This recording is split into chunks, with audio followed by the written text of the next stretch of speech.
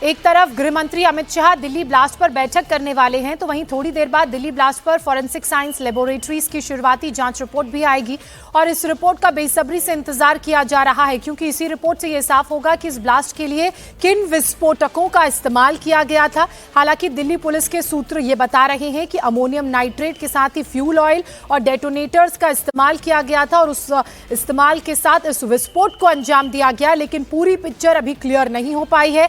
FSL की जब primary report आएगी उसी के बाद ये स्पष्ट रूप से पता चल पाएगा। वहीं दिल्ली पुलिस के सूत्रों के मुताबिक ब्लास्ट का शक डॉक्टर उमर मोहम्मद पर है, जो आतंकियों को फरीदाबाद मॉड्यूल से जुड़ा हुआ है। माना यह जा रहा है कि डॉक्टर उमर ही उस कार को चला रहा था जिसमें लाल किले के पास विस्फोट हुआ। सीसीटीवी फुटेज भी उस पूरे एरिया के खंगाले गए हैं। उन फुटेजेस में भी ये सामने आया है कि जब गाड़ी लाल किले की तरफ एंट्री लेती है और एग्जिट करती है तो डॉक्टर उमर उसमें नजर आ रहा है। हालांकि जब ब्लास्ट हुआ तो गाड़ी की जो स्पीड थी वो बहुत कम थी, तो इस बात को लेकर अभी पुष्टि नहीं हो पाई है कि धमाके के दौरान क्या डॉक्टर उमर मोहम्मद उस गाड़ी में मौजूद था या नहीं। हालांकि ब्लास्ट साइट से जो भी अवशेष बरामद किए गए हैं उनकी भी जांच हो रही है और उन्हीं जांच के बाद स्थिति को स्पष्ट रूप से समझा जा सकेगा और कुछ कंक्लूजन पे आया जा सकेगा।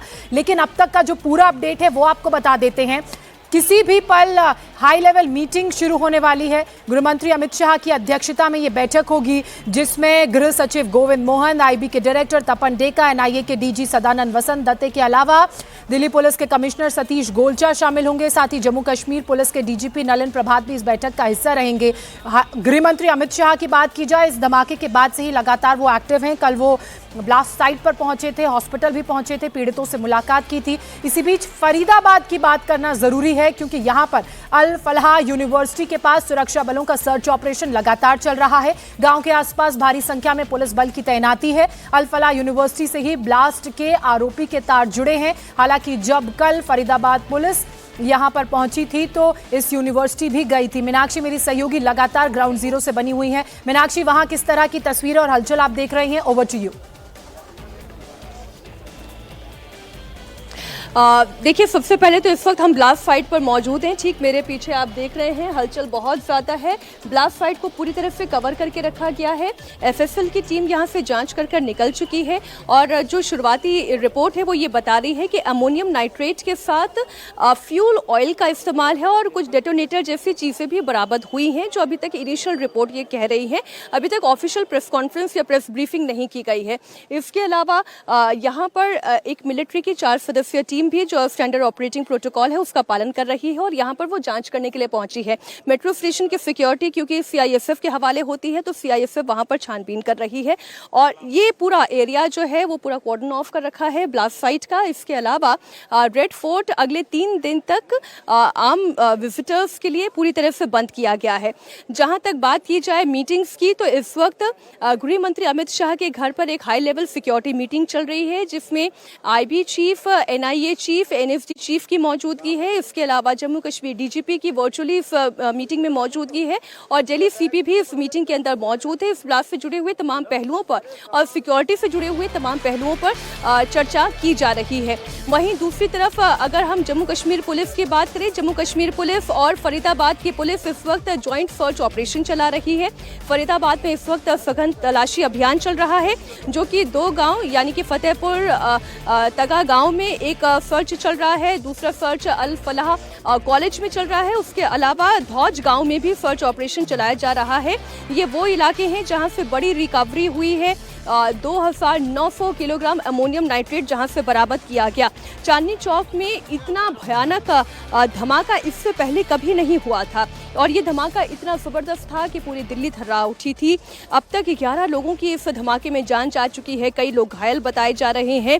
जो वहाँ पर चश्मदीद थे उन्होंने क्या देखा, जो इस घटना में घायल हुए हैं उनकी क्या स्थिति है, उनकी क्या आप बीती है, पूरी जानकारी दे रही हैं हमारी सहयोगी अनामिका गौड़। किले में जब हादसा हुआ तो इसकी चपेट में कई लोग आए। हमारे साथ वो घायल मौजूद हैं जो इस ब्लास्ट का शिकार हुए, जिन्हें चोट भी आई है। अभी एलएनजेपी अस्पताल से बाहर निकले हैं, इनके हाथ पे पट्टी हुई है। भैया क्या नाम है आपका? राम प्रसाद। राम प्रसाद जी, आपके मैं देख रही हूँ कि आप चोटिल हुए हैं, कल आप मौजूद थे वहाँ पे? हाँ, वहीं मौजूद था जी मैं। क्या हुआ था, अगर आप हमें सिलसिलेवार तरीके से बता सकें। जैसे और दिनों जैसे होता है, चहल पहल चलती रहती है और हम भी वहाँ खड़े थे। एक ब्लास्ट हुआ, पता नहीं किसी का आवाज़ थी, वो आवाज़ बहुत तेज़ थी, वो हमें चोटें आई। उसके बाद जो मैं चला गया डॉक्टर के पास। मैं आपसे ये जानना चाहूँगी कि वो ब्लास्ट कहाँ पे हुआ और उस समय आप कहाँ खड़े थे? जहाँ मैं खड़ा था उसके 10 कदम के दूरी पे हुई है ब्लास्ट ये, और ये समझ में नहीं आया क्या फटा है। समझ नहीं आया? नहीं जी, समझ में नहीं आया आपको हमें कैसे क्या चोट फटा है। लगी? आप पे हमें क्या आया उछल के? हमें तो गाड़ी का टुकड़ा आया जी, बस गाड़ियों का जो टुकड़े होते हैं वो आई है, और हमारे हाथों में चोट लगी है। गाड़ी का टुकड़ा तो वहाँ फैले पड़े थे कई सारे।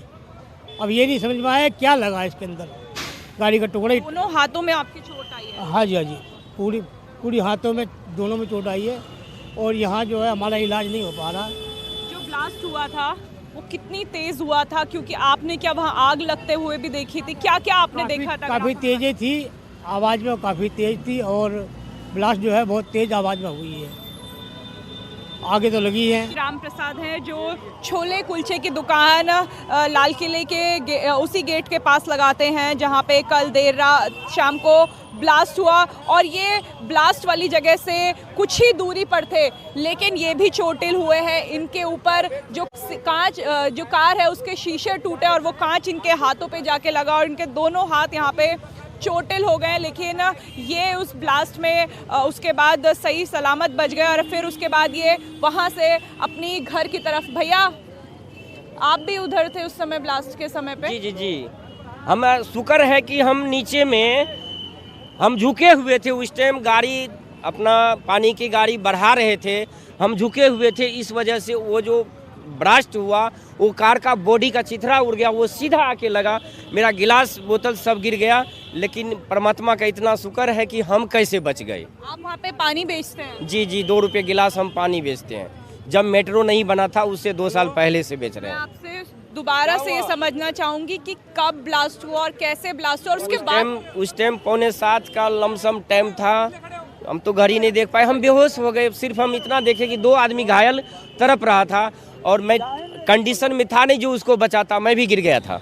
आपसे कितनी दूरी पर वो गाड़ी थी जिसमें ब्लास्ट हुआ? 10 कदम 10 कदम अंदर, 10 कदम का अंदर ही रहा। पहली झलक जो आपको याद हो बेहोश होने से पहले?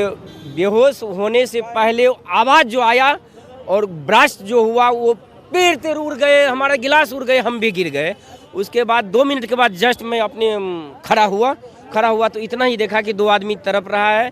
उधर से प्रशासन आए, सबको भगाने लगे, भागो, हो सकता है दूसरा भी ब्लास्ट होगा। हम लोग भाग के गए तो प्राइवेट में ट्रीटमेंट कराए। क्या आपके पास आया ये? ये अब ये नहीं बता सकते हैं कि बॉडी उड़ा, हम गिरे, अब बेहोश हो गए, अब किसका लगा ये नहीं हम बता सकते। ब्लास्ट इतना बड़ा था कि इतना आपको तेज धमाका था कि धुआं हो गया, कुछ दिखाई नहीं दिया। और उसके बाद प्रशासन आए तो हम लोग को बोला जल्दी भागो, जल्दी भागो। कितनी चोट लगी बता? हाथ में चोट लगी है, सिर पे चोट लगी है? सिर पे चोट है, ये दाढ़ी में चोट है, और यहाँ ज़्यादा है, ये मांस फट गया है, उसके वजह से हड्डी भी दिखाई देता है,